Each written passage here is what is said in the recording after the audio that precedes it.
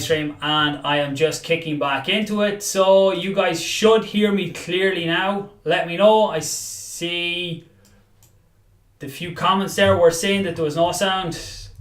Thank you, and apologies for no sound. So basically, Cryptopia was hacked in the beginning of, sometime around the beginning of January. They went completely quiet, which is not good enough. And so many people had all their crypto on Cryptopia, which you should never do. You should always have your crypto in a wallet that you control unless you are actively trading it. So they got hacked. They went completely silent. They were not communicating with anyone. The police were in, checking it out to try and track what was going on. Finally, they have started to give some updates in the last few days. They say they are changing all the wallets over. They are trying to secure them. And on Monday, they will be reopening the exchange in a read-only mode. So then people can actually get in and see what has actually been lost. Have they lost their crypto? Is it still there? From the reports, it sounds like it was mainly ERC20 tokens that were stolen.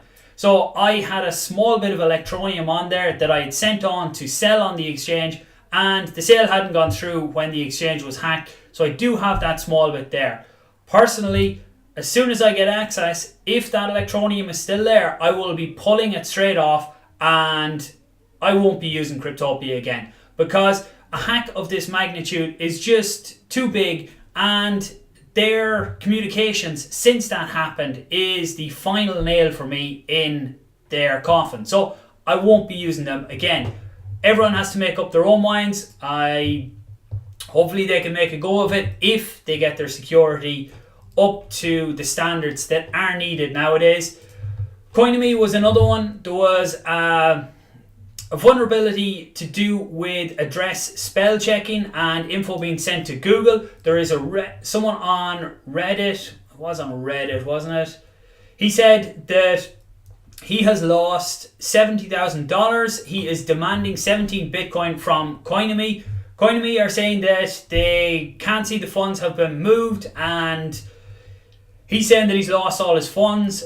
To be honest, you should not be holding 17 Bitcoin in a wallet that is not a hardware wallet. So the only wallets that you should hold any substantial amount of crypto on are hardware wallets where you 100% hold the private keys. With hardware wallets, the private keys never leave the actual wallet. So people have to have physical access to the wallet to actually get access to your crypto. So these are the two most popular. So we have the Trezor and you have the Ledger. So the Ledger has brought out a new Ledger Nano X now, which has Bluetooth, which is a very nice feature, which is going to give it a step up from the Trezor right now. This one here actually was sent to me by bitcoin-gear.com. So I will be running a giveaway over the next few weeks. I will give out the details for that on Monday and I will give it away.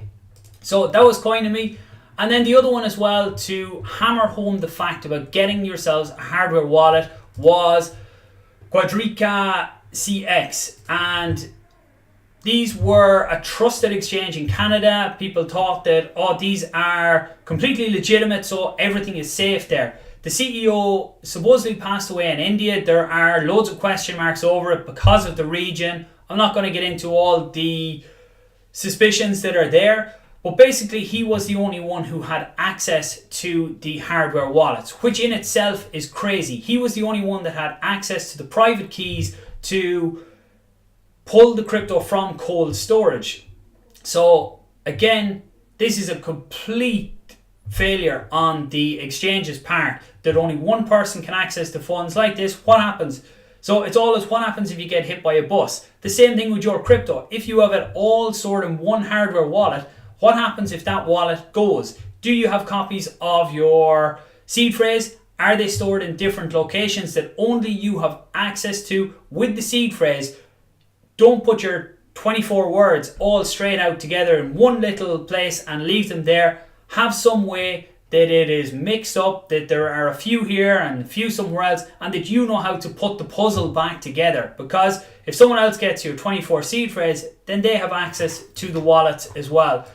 So all of these three events are all bringing it back to people need to get hardware wallets, control the Bitcoin, control whatever crypto you have yourself. That is the only way that it is truly safe.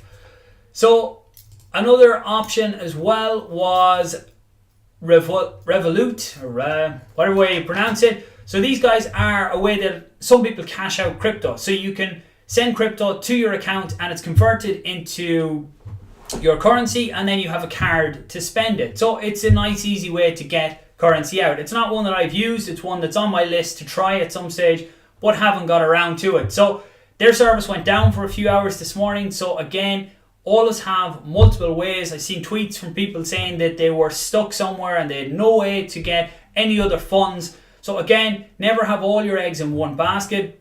These guys have some accusations of money laundering and different things going on at the minute. Their CFO stepped down as well. I think he only stepped down today. So again, fueling the fire. They have put out an response to it here saying that all the procedures are there. They're constantly updating them. There is no money laundering, and their CFO has just decided to step away. Nothing related to this. So again, that article is on their own blog if you are using their service.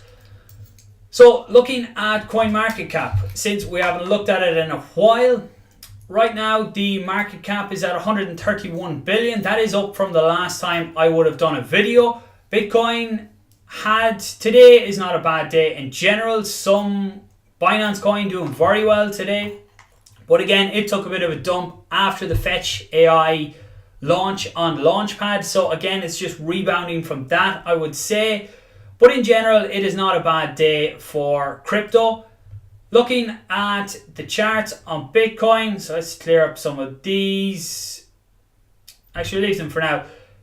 This downtrend, purple pinky line, is one that people who watched my videos months ago would have seen this exact same line. The same with these support and resistance lines. They have not changed. The two green ones were just me looking at it yesterday and I forgot to delete them. But for now, we look to be trying to push up. So we've seen a really nice move up last week. We went up, let's see how many percent. So we went up 16%, and then we came right back down, and the gain was only 4% from where we started. So people were thinking, oh, it was a false breakout and we're going nowhere, we're going to go straight back down again. But in fairness, we did pull back up the next day, and since then we've been holding kind of steady, well away from the downtrend line that we had, or descending line that we had down here. So again, look, we are hoping to pull up, but nobody knows for sure. I still think long term we're definitely going up, in my opinion. Not financial advice, anything like that, but I would not be surprised to see us come down and touch 3k Bitcoin again. I'm obviously hoping we don't do that. I want to see us moving up sooner rather than later. So let's wait and see. But long term, bullish. Short term, potential for a dip, but pulling itself back up, and we will look at price and where potentially it could go a bit later in the year. We'll see how this plays out at the minute. It's still stuck under the $4,100 level that it needs to break through. And before it breaks through that, we could easily drop straight back down. So until we get up above the 6k level, I would not rule out a 3k or slightly below it. So that's where I am with Bitcoin. That's where the markets are. I do need to get back into doing more regular content. As I say, I do have the Trezor to give away. I will work out the details of that over the weekend and make a video Monday or Tuesday to say how I'm going to do that and start getting out more content as well. Appreciate anyone who watches this. Give it a like, subscribe if this is the first of mine you've seen. Let me know in the comments what you want to see. And again, apologies for the sound missing early on in the video. I will talk to you guys very soon. Thanks for watching.